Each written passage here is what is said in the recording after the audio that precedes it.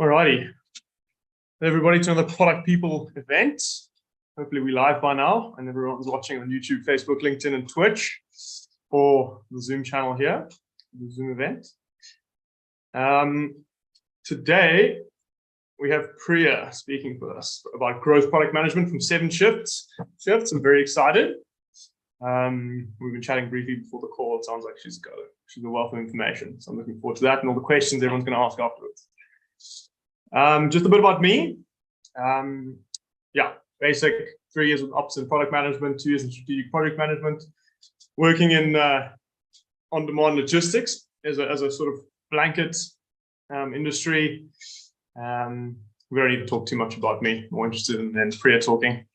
And I'm a product manager here at Product People. It's new, it's exciting, and I'm excited to see where we go. Just a bit about Product People. We are 40 in-house product managers acting as interim. So we come in and cover people have left. You need to hire up, and you're taking time to find the right person. We come in and cover that spot. Maternity leaves and everything else in between. We do all that unglamorous hands-on work of product managers and owners. And we work on kind of 3 to 36 month projects most of the time. And then basically help companies discover and deliver products faster. But that goes without saying.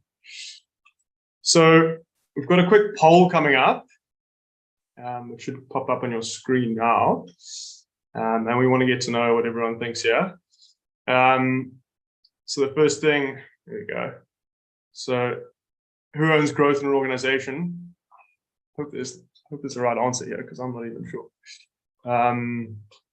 We were briefly chatting about this with Priya before, actually, and it depends, she says. Let me just answer here as well.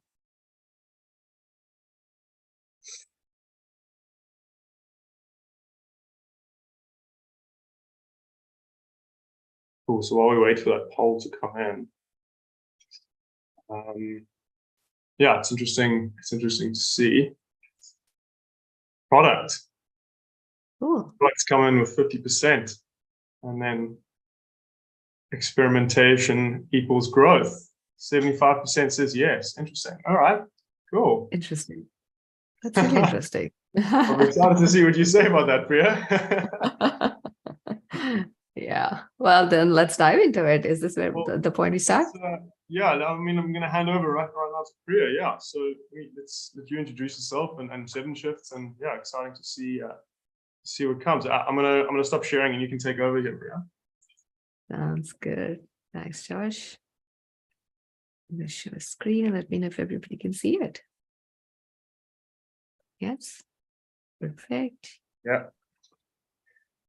Okay, well, hello everybody, and welcome to Product People Meetup. Just a quick disclaimer, this just takes me back to my days when I wanted to become a PM, so just a full circle moment. But okay, here we are going to talk about growth product management today and how I made my way into product management. I'll touch upon that a little bit, as well as what growth really means in an organization, and what can you do, like whether you're a growth PM or not, what can you do, where can you start? So we'll dive into that a little bit. But before we dive into that, a little bit about myself. I'm Priya Bhatia, based in Toronto, and I'm the growth product lead at 7shifts, which is a B2B restaurant team management software. In my past more than 2 years, I've helped the company reach about 1 million active users. We've increased self-serve conversion by 50% and new user activation by almost 60%. I am a mentor and coach to growth PMs or people wanting to get into growth, as well as just advisors to early stage B2B SaaS companies. In my past life, as I like to call it, I've been a private equity associate, an investment banker, just helping buying and selling commercial tech real estate.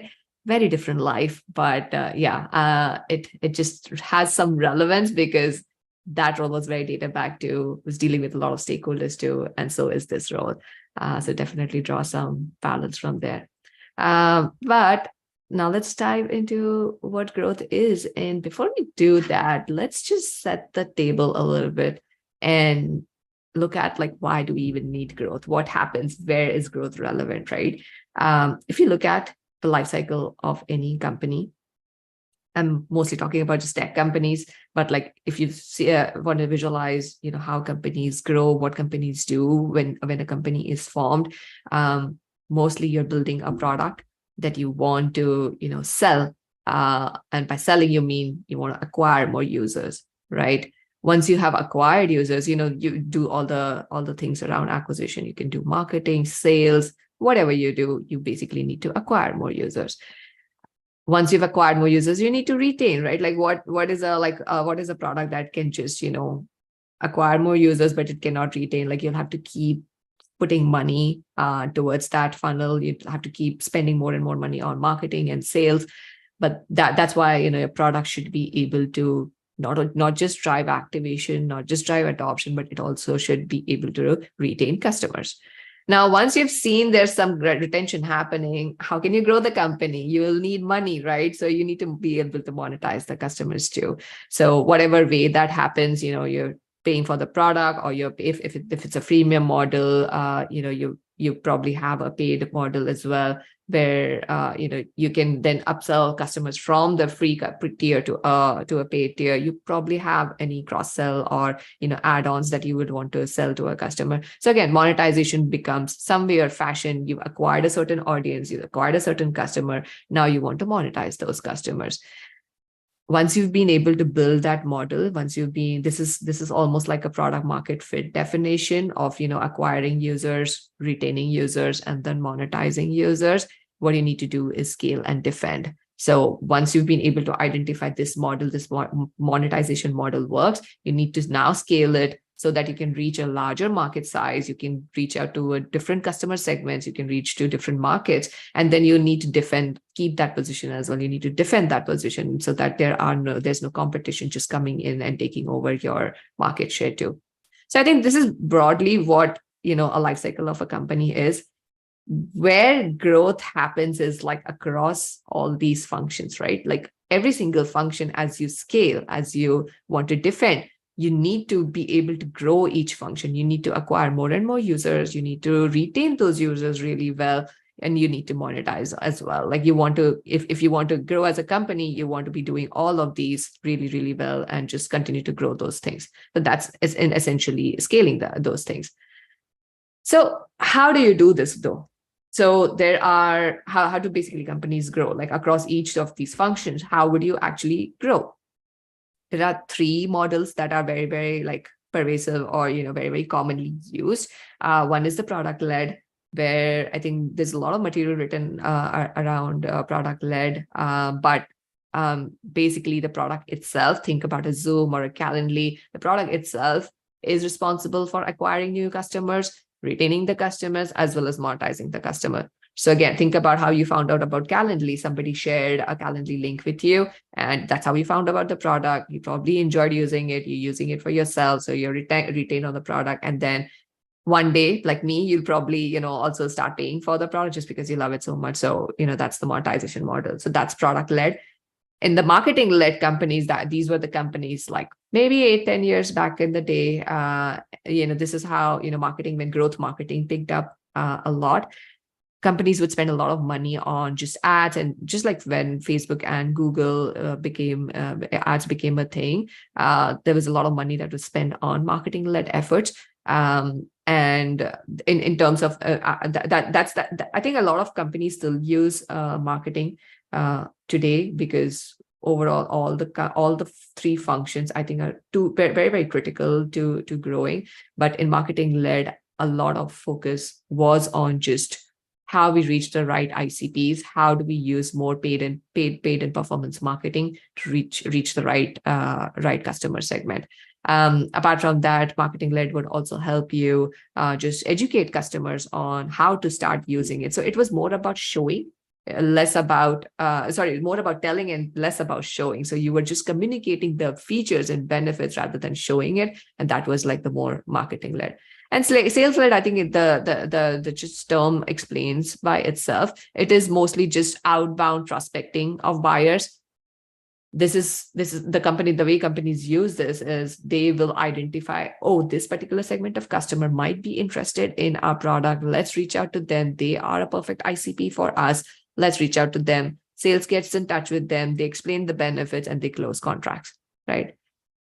This is how companies typically grow, like across each of these functions, like I explained, acquisition, retention, and monetization.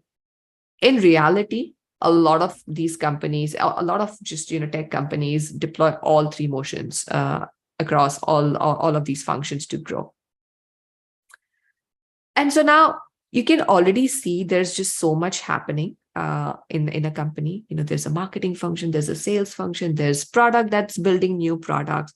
So how do all these efforts come together? Like, how do you actually build a holistic strategy around growth? Because everybody is just trying to do their own thing, right? Like marketing is trying to sell through their doing their marketing material. Sales has been given a certain quota and they're trying to hit that quota, and they just take a feature that's built by the product team and they just go out and sell it, right?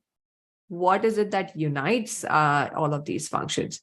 Enter the product growth function. And that's where the growth product management also sits.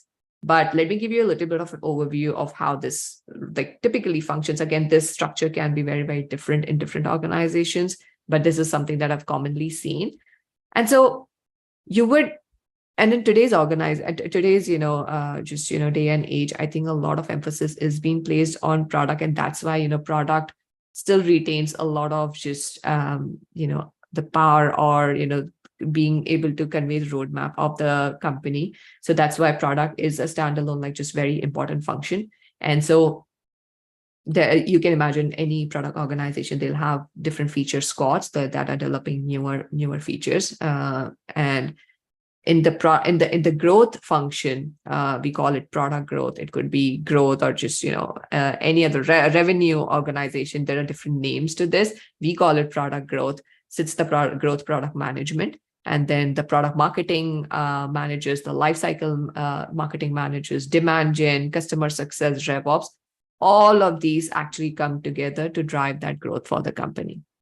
Now, how do we do this? Right. There are, like I explained, product is just, building features. They're trying to innovate. They're trying to understand the customer needs. What is a problem that exists that has not been solved, and they're trying to solve it through the product. But then who's communicating the value, right? You could either use marketing, which is still true. But if a customer is within the product, how do they experience that value? How do they get from point A to B? How do they even know that this feature exists? And this is where growth product management plays a very crucial role. I typically like to call it as growth product management brings customers closer to the value of what the core PMs build, while working very, very closely with marketing and sales side of the org. So as growth PMs too, you will have limited capacity, right? So you'll have to leverage marketing and sales to be able to drive those objectives. So for example, if you build a new feature, you want to monetize those features, you want to sell it to customers, you want to create awareness, you're working very, very closely with the marketing team to understand what the problems are. First of all, are we reaching the right ICPs?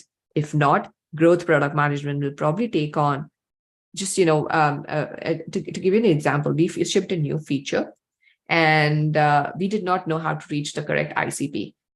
We have a very clear definition of the ICP, but it's becoming very difficult to filter those leads. In our discussion with the marketing and sales side of the org, we realized we need to have better lead generation.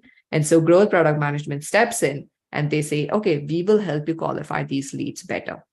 We ask a bunch of questions in the onboarding wizard, asking customers, okay, how do they do this? How do they do that? If we get the answers that are very, very closely relevant to the ICP, those are the customers that are filtered to marketing and sales to further drive, just segmentation, further communication from the sales side of the org. What I'm trying to get to is overall, for the growth to happen for the organization, in the growth organization, growth product management is a function that brings It's almost like a layer between the feature teams as well as the revenue side of the org. It's kind of a connective tissue between the two, bringing these two together and trying to see how you can drive more and more growth. And as soon as growth product management gets involved, you're mostly just talking about product-led growth. So how are you trying to communicate more value within the product? How you're getting more customers closer to the value? How you're trying to drive upsells? How you're trying to drive cross-sells within the product itself? How you make sure that the checkout is very, very easy for the customer to do. All of this is actually the role of a growth product manager. I'm just going to pause here and see if there's any questions. No, all good. Can we keep going? Awesome. Okay. Just to give you a little bit of picture on what happens on the marketing side, like growth product management, how do they interact with their PMM, lifecycle, demand gen, customer success, and RevOps as well. Let's start with lifecycle. Lifecycle and growth product management work very, very closely, right? So lifecycle is anything you do across the customer journey, but outside the product. So think about all the messages, marketing messages that you receive once you've onboarded a new application, right? Like you get all these messages and emails around, hey, you should do this as your next step, set up your team, set up your email ID, whatever, what have you. These are the marketing messages that you get from the lifecycle team. All of this is also done in the product. We are trying to help a customer set up their account really, really well so that they can activate, they can get to their aha moment faster. So growth and lifecycle, again, work very, very closely together. PMMs, again, play a very, very crucial role.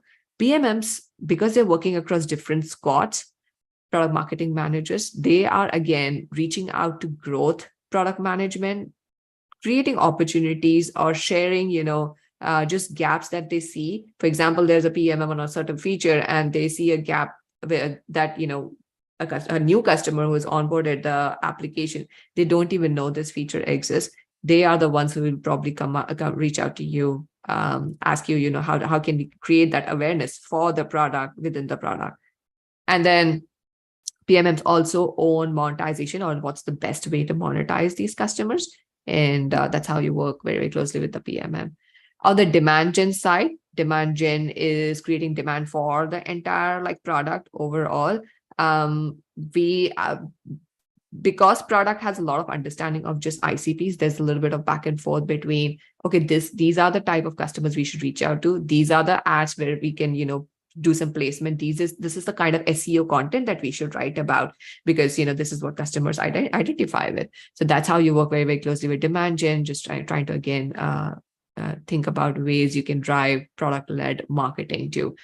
And RevOps and customer success, again, very specific, but you're trying to understand more problems. What are the gaps in getting customer success, becoming successful? So to give you an example, this is something that we had never thought about doing, and this was actually customer, not success, but support person who had reached out to us.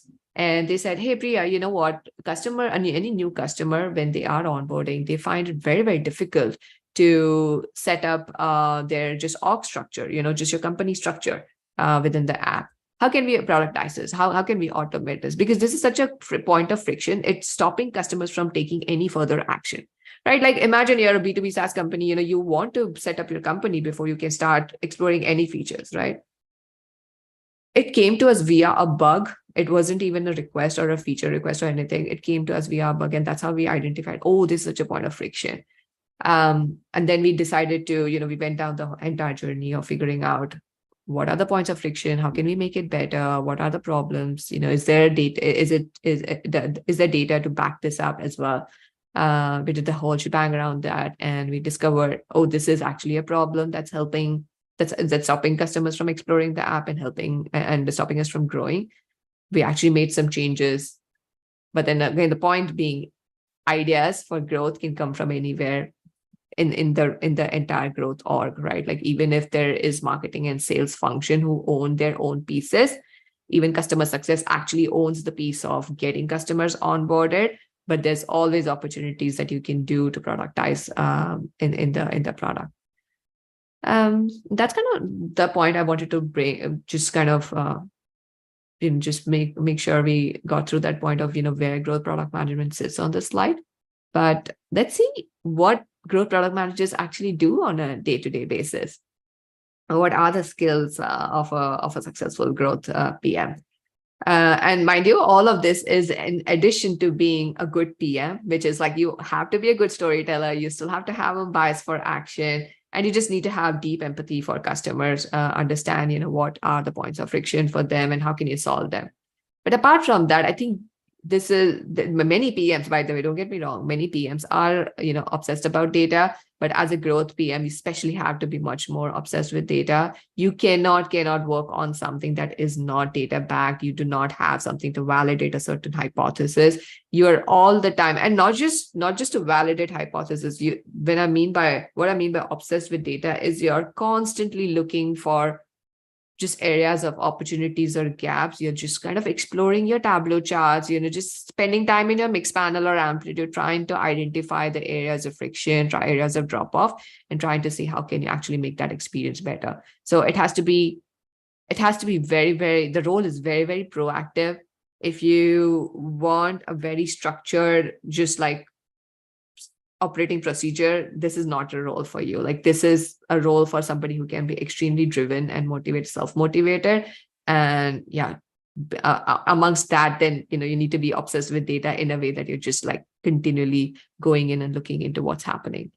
Then what I like to call it this 10x flexible roadmap. What I mean by that is everything actually growth PMs do is, almost at 10x the speed of a core PM.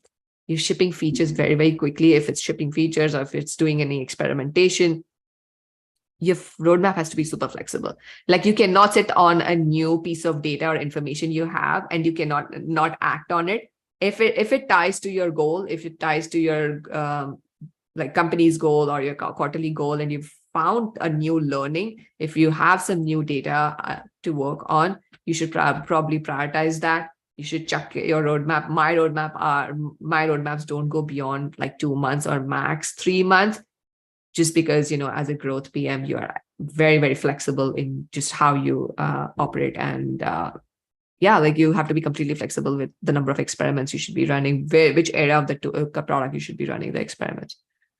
The next one I would say is this came very hard to me. It has been a learning journey for me, and it's being, this is also a part of me just trying to flex this muscle of being an excellent influencer. So what I mean by this is, like, you cannot keep these learnings, like, you as a growth PM, and because you're, again, as a function of being a growth PM, interacting with so many different departments and roles, there's a lot of learning, there's a lot of data that you get to know. Now, you cannot keep these things to yourself. Like, if you're learning something, one, you have to share it across the organization. If you can comprehend it, if you can draw some, clear conclusion and understand the customer better, that can help some other team or department, you need to share it really well. Apart from that, if you identify areas of opportunity that can drive the company forward, because that's your role as a growth PM, you cannot, and if you do not have that domain, ownership, you cannot again sit on it. For example, I identify there's a huge growth potential in our mobile trial and activation flow. My team doesn't own mobile, but that doesn't mean I'm not going to do anything about it. If you found the data, if you have a clear hypothesis, if you can clearly show, working on your mobile can drive the company's growth, you have to start talking about it. You have to start influencing other teams to take a look at it. You have to start talking to the product team about it. So again, that's what I mean by being an excellent influencer.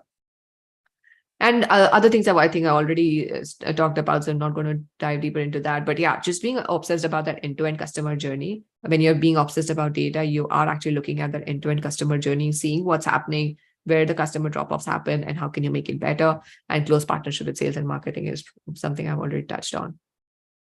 Now, again, I get this question all the time. How can I become a growth PM? My organization doesn't have a growth function. What should I do? Where can I start?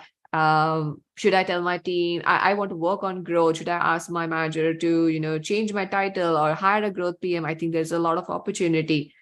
Yes, that's the place I was in too. Like at the time I was hired in this company, there wasn't a growth function that existed at that point. But then because I said, I'm just like very, very, very data inclined or data obsessed. When I was tasked with, just building a new feature, I did not understand why are we building this feature where there was clear just drop-offs or areas of opportunity in just the rest of the funnel. Like, I thought I discovered that your customers are not even using the basic features. Why are we pushing them down to using something else, which again can be done later on once the customer has adopted the core feature. So that was kind of my first step in identifying those gaps. I brought it to my seniors and I shared with them, like, I don't think we should work on this. We should work on the funnel, improving those drop-off points. We were raising a Series B, and then, a growth function happened. I got a chance to be on that. That's a separate thing. But like, I'm trying to get to you as PMs, what can you do today?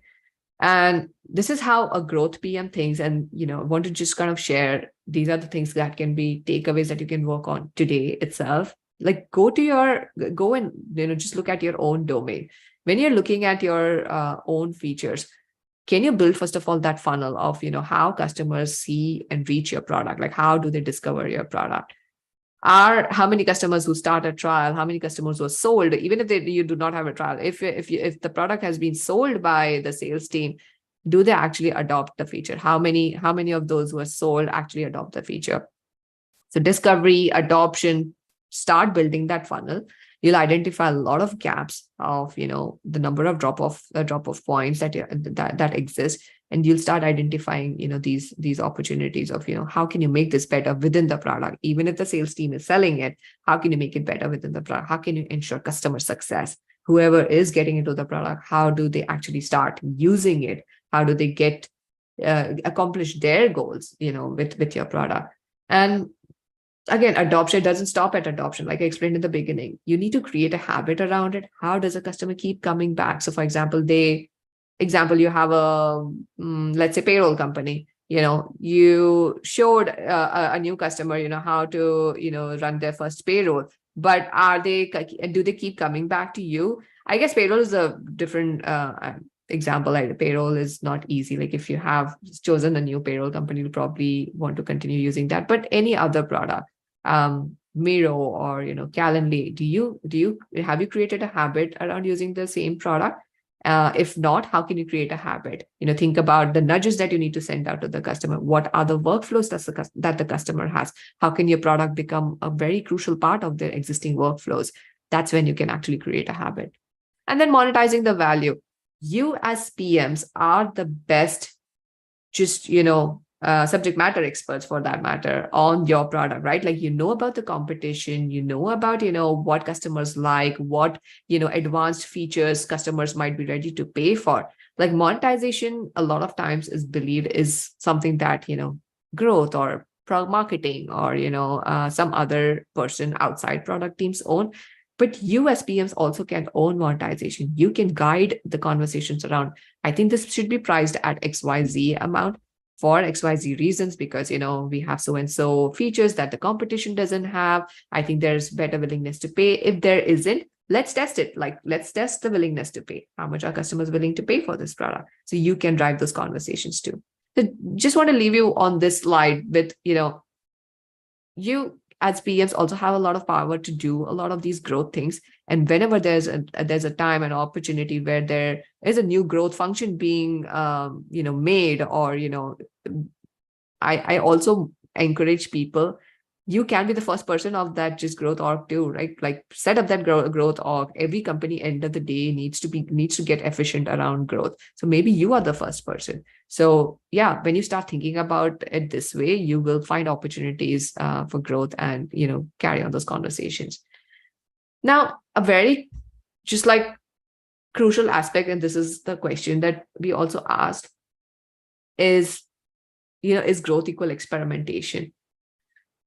Answer is, again, it depends. Like as a PM, I would say most of the times, yes. Everything you do in growth, again, because you want to have that 10x flexible roadmap, you want to be moving really, really fast, and therefore experimentation becomes really crucial. Experimentation is also crucial when you do not have this data, the data that I'm talking about so much. Like sometimes there's just no data to back up things, right? What do you do in that cases? You create an experiment, you have a hypothesis, you create data around it by learning from the test, from the experiment. And that's where that experimentation becomes very, very crucial. How you run an experiment, I wanted to walk you through an example. So overall, with experimentation as well, experimentation is just a tool. Growth is the goal. So what was the goal? What is the goal? What you want to do? Identify the problem area. Like with this goal, I want to, for example, I want to activate X number of customers. What is the area of problem? Like, okay, why aren't customers activating? What are the points of friction? First, define that. Back it up with data. Can you define it? Like, can you validate it? Is this just friction for one customer, two customers? How many customers?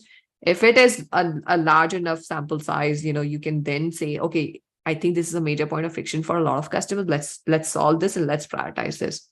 And what is the hypothesis? Like, what will you do in that problem area? Should you remove it? Should you make it better? What should you do with that problem area? And then comes the test design of how will you test that? How will you test that improving that particular experience? What is that test design going to look like? This has to be something really quick, very easy to do, because again, you're trying to learn, you're just trying to generate more data. You're not trying to like run a full, like do a full-fledged, like just, feature delivery and then see how customers adopted. The learning has to be very quick, and therefore the design has to be just worth that amount of time. And then release and success criteria, like how will you measure whether, you actually got the data that you were looking for, you got the learning that you were looking for. So you need to be very, very clear on the success metrics. And this is a very simple experiment, and I apologize for like just, not a great screenshot, but we had new customers coming into the product, and we saw like just, we had this checklist that we wanted the customers to get through in their like initial days. But we saw such a high rate of just dismissal here. Actually, this kebab, you can actually dismiss this. And we just saw so many customers were just not interacting with it.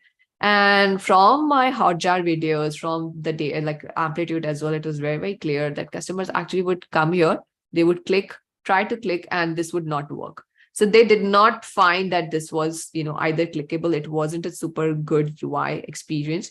And one of the hypotheses was like, customers don't know whether we should click this or not. What is going to happen after this? It's not entirely clear what they need to do. Like there's no clear CTA of what to do. We made it. And then also there are at least 6 steps. So it's not very clear of what is the next step that I should do. So we made it again. This is such a simple test and experiment. We made it very, very clear of what they needed to do next. Just keep them focused on the next step that they need to do. We added this checklist with a little bit of, new UI elements, and then with a very clear CTA of what they needed to do. And this drove our conversion by almost 10%. It drove activation by, I'm forgetting, but 20-25% compared to the control. So that was huge. Like with such a small experiment, it was a huge win for us. And yeah, it's like it's things like these that growth PMs work on. And, again, this was something we kind of did a little bit disjoint from like other teams that I mentioned in the beginning, but I'm trying to say there are a lot of opportunities that can come from that side of the org as well. Like you can identify so many opportunities from just your, the rest of the org that's owning growth as well. And yeah, that kind of brings us to the end of this presentation. I hope there's some learning, some takeaways for y'all. And I think we have also overshot our time a little bit, Maita. Let me know. No, that's all good. It's all good. We do have a few questions, which I'll get into. Maybe I'll share my screen and let some people. Are you done, Priya? Yeah, I think yeah, we're done. This is the last slide. Yeah. Okay, cool. Let me. Oh, I'm definitely gonna follow that Substack. That's for sure.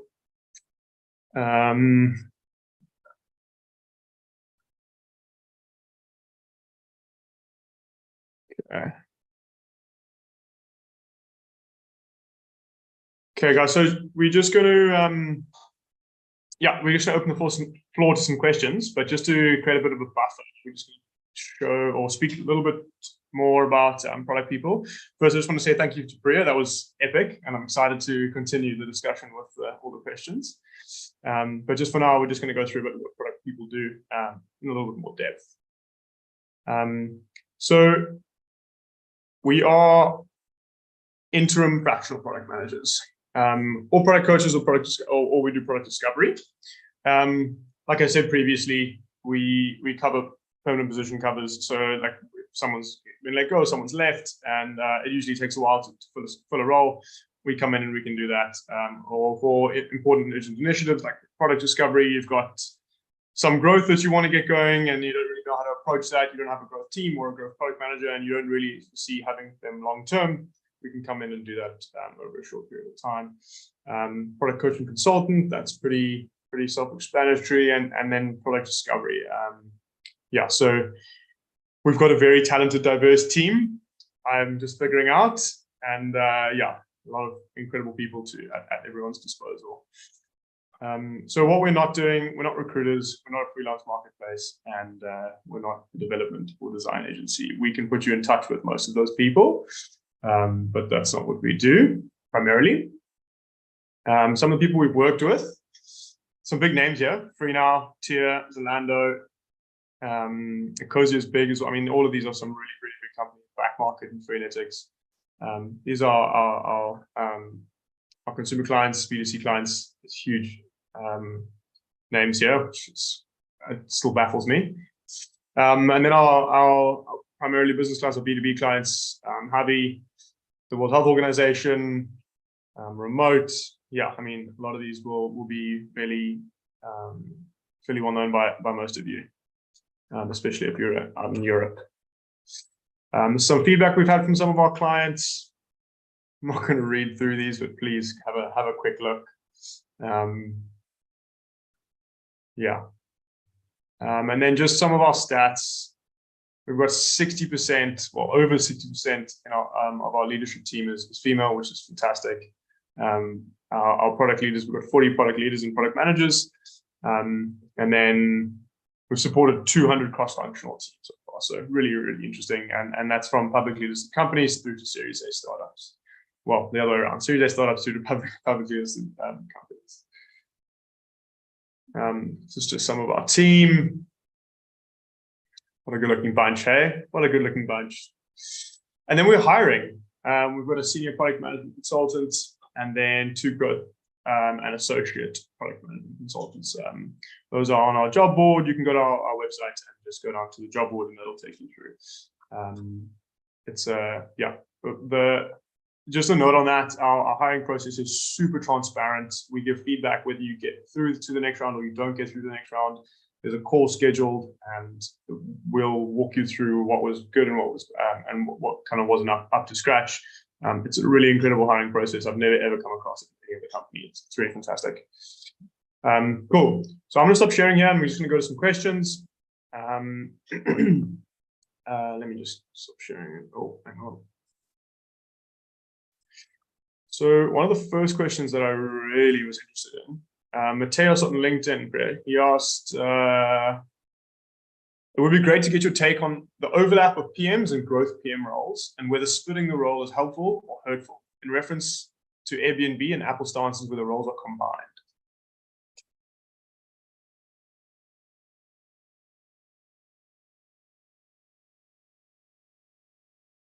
Priya, you are on mute.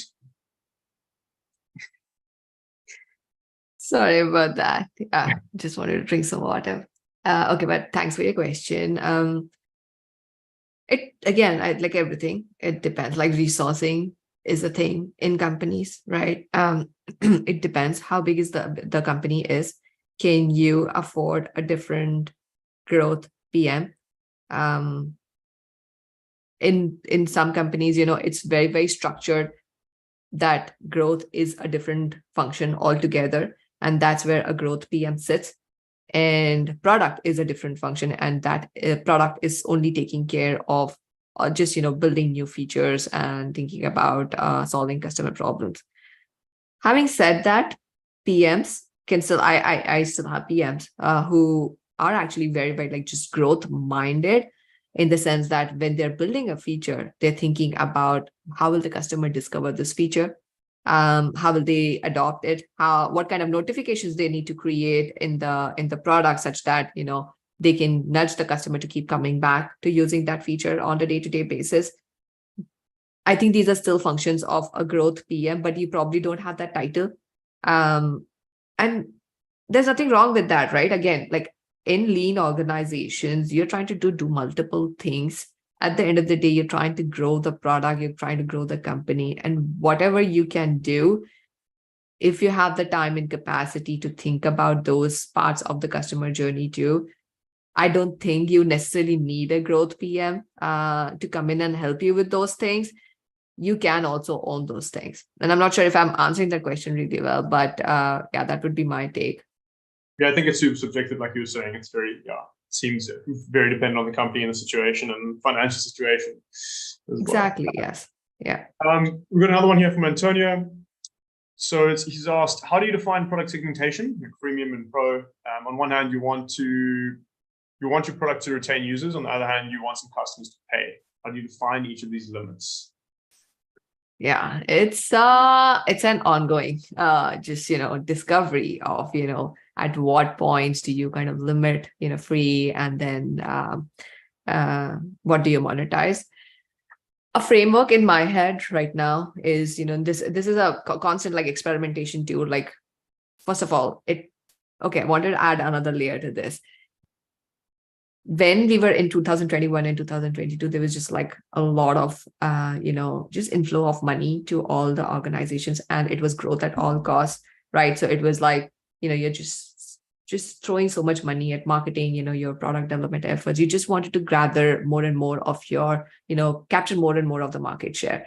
What companies started doing is they started offering a lot for free, right? Just because they wanted to capture the market, right? But we are no longer in that, market circumstances. Right now, the focus has switched from, growth at all costs to how to create more sustainable defensive growth, and how can you defend that position that I was talking about in the beginning.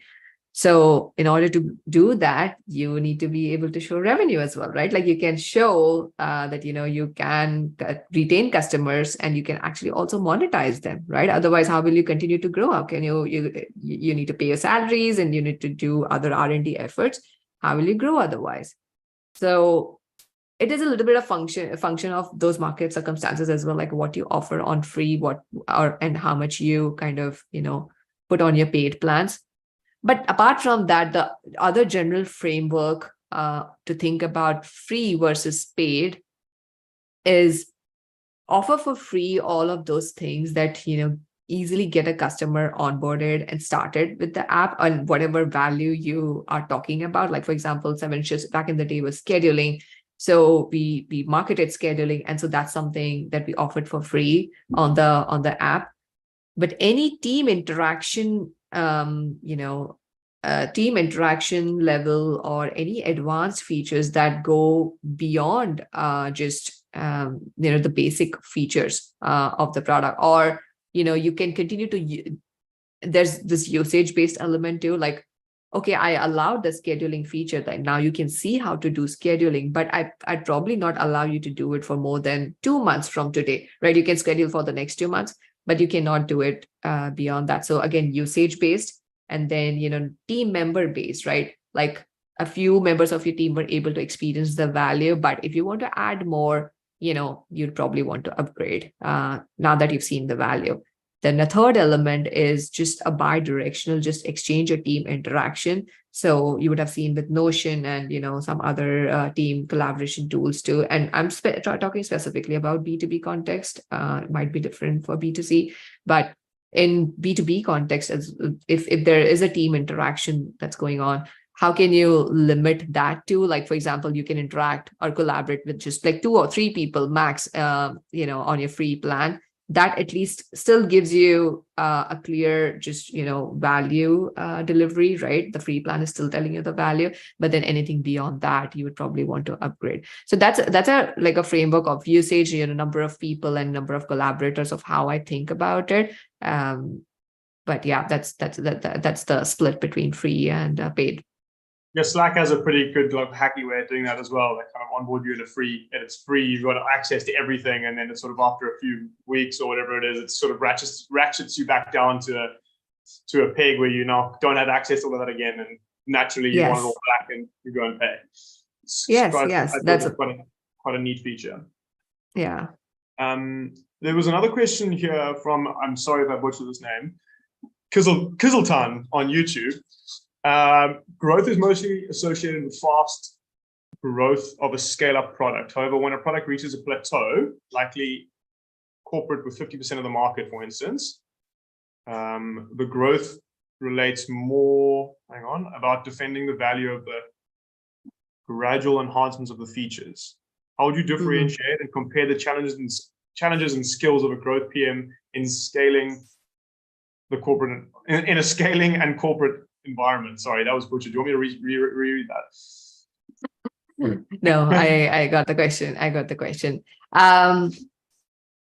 Full disclosure, I have not worked in like a corporate tech space in the growth function. This is my very just first growth experience too. But I do have friends who are owning that PLG in a more corporate scenario. What ends up happening, like this is like the truth, or this is the reality. When you've reached that level where the product has like stalled or plateaued in growth, somebody again needs to come back and shake people up and tell them, hey, we are not growing, right? Like if you're plateaued, you basically need a function, a person, a team member, or maybe some leader who needs to come in and say, hey, how do we drive growth back up? Like we cannot stay at this level. We will one day get just cannibalized by some other incumbent who is just a new player who will just come and disrupt us. So how do we maintain this position? I think it still comes back to those fundamentals of why you're not growing, what does the product promise, is the product continuing to deliver on those promises? Where is the market at? Have customer needs evolved? And is the product continuing to meet those needs? And then once you have those fundamentals in place where yes, the product still meets customers' demands, customer needs, the product can still be successful with the customers, then you think about, okay, now how do we bring customers closer to this product? Like let's get it to the market in the way the customers will find out about it, are aware that this product exists. So it is still very fundamentally very, very similar, but to shake up things in corporate scenarios might be it's very difficult. These companies typically become very, very sales led because they would have seen some sort of success in doing more sales led, getting bigger accounts, and that's why they became a corporate end of the day. And they just become I think they become too big to be able to move quickly on or solving these customer problems or reacting to market even. And that's something that needs to happen. And how that happens is, again, there can be multiple different ways. I've also seen people set up tiger teams just to kind of start working on, just do away with all the red tape and just start working on the real problem. Like, okay, the product has stalled. What do we need to do? Should we ship a new product that, meets the customer's demand? And then we just market that product, bring back awareness about our company. What do we do? And one more thing, actually, I just thought of. In corporate circumstances too, I think companies stop to innovate on their pricing. A lot of just B2B SaaS companies, they just retain their, just SaaS way of pricing. Things have changed again, and that's innovation too, right? Like now a lot of the products are priced on usage basis, right? Like the amount of usage you get out of the product, that's what you pay for. A lot of product also just stall in growth because they're not innovating on their pricing. They are not doing the usage-based pricing. They're just charging a very flat fee. So again, yeah, these are also the aspects that need to be considered when you're thinking about growth in these companies. Yeah. Okay, we're on the last question. So someone's asked you maybe a bit away from the current topic. For early stage B2B startups, how does the product discovery work when you have literally no customers? one way we moved was with communication between sales, engineering, and product. Still, product management fit is a big, product market fit is a big challenge. Yeah. I guess you've kind of played both roles there, so you can maybe speak to this, coming from a product management background. Yeah. It depends on the industry, doesn't it? It's a problem, like if you don't have a customer. So my question to you is, what are you even solving for? What is the problem? Like, if you are solving for something, that means that you have identified a problem with some kind of, bunch of customers, with a sample of customers. So if you're not getting feedback, is it because your product is not solving the problem, or is it that the market doesn't exist? What is it? Like, I'm also just considering questioning that. Yeah, 100%. So let's maybe move to a selfish question then. So you were talking about tickets coming or innovation in your growth coming from your customer service. I think you mentioned in the talk. Customer support. Not Yeah. customer success, customer service. And I was just wondering, how do you empower your CS teams and your AM teams, so your account management and your customer service, customer success teams, to think like product managers and feedback, like just give feedback to the people that actually need that feedback? It must be really difficult to build those feedback flows. 100%. Yes. And that's why I say company. Yeah, for sure. And that's why I believe, and I think this is Snowflake's CEO who said that a company is a function of how quickly information can flow across the org. I think I'm completely just, again, butchering that statement, but this is what he meant. And again, in reality, you can, just say, yes, we get feedback from so many different, departments. In reality, it is very difficult. You need to have those processes, really clear processes set up with each of these departments, where that information flow is also encouraged. So, for example, like, we do have touch points, and information again gets filtered down to me, right? Like, I am just one person. How many departments and team members can I interact with anyway, right? So then there is the PMM function, who is kind of responsible to have this touch point with customer success of what are they seeing on the customer side of the story. So if we are trying to sell a new product, where are customers getting stuck? Where are the points of friction? What are you facing problems in? So for example, new customers, we typically do a discounting or a couponing, just to get them onboarded. We found out there was just so much problem, so much manual work that was being done there. We decided to, okay, how can we automate, it's like there's always a promotional period for a new product, right? How can we automate that? But that, again, information flow has to happen. And for that, just like, setting up the right processes, setting up the right touch points, setting up you as an individual too, right? Like asking the questions. Like, for example, with this new product, when we wanted to sell this, I'm asking the questions. Okay, what are we seeing from the customer success side? Are we able to drive the pipeline as much as we thought? Are we not? If not, what is happening? So again, being very, very aware, self-aware about these things too helps. And these are, again, those just the soft skills of product management. So processes plus just, being very, very aware of these things and asking the right questions to the right stakeholders is very important. Thanks, Priya. I really appreciate that. Answering my selfish question. Thank you. I think that's time. I wanted to say thank you so much for coming on and being so open about everything, and wealth of knowledge. I really appreciate it. Thank you so much. Thank you for having me. It was great being here. For the rest of you, everyone who's on, we've